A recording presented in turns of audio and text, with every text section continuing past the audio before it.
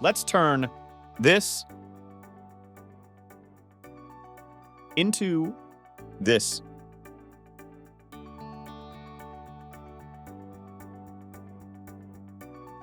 Import the desired footage into your Premiere Pro sequence by dragging and dropping it. I'm about to resize the footage since it's not formatted for widescreen. If you have the same issue, access the sequence settings and adjust the height and width to properly resize the footage.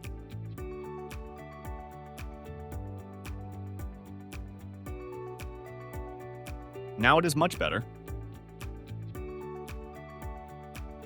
To begin, add text using the Type tool.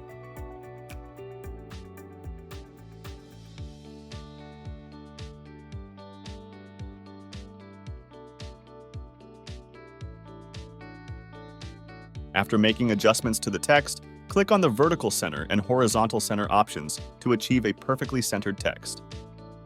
Before proceeding further, let's enhance the overall look by selecting a different font for better results. Choose a fatter font for a more cinematic aesthetic. Impact is a suitable choice.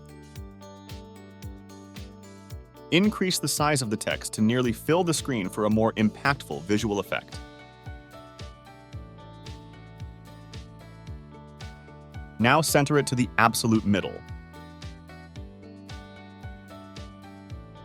Drag the text to synchronize it with the start of the video.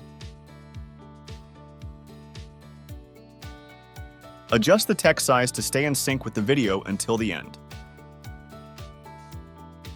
Navigate to the effects search and type in Track Matte key. Drag and drop the Track Matte key effect onto the video, making sure not to apply it to the text.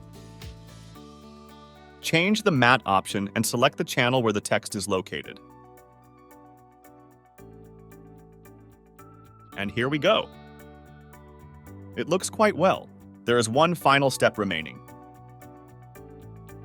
To enhance the overall effect, let's create a zoom-in effect for the text. I am going to make the text 6 times bigger, and we have to save those changes into keyframes. Ensure to activate the toggle animation option. Simply click onto the stopwatch. After setting the initial keyframe, create a second one that restores the text size to its original value, which is 100.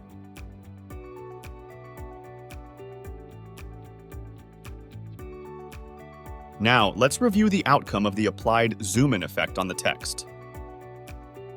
And here is the final result.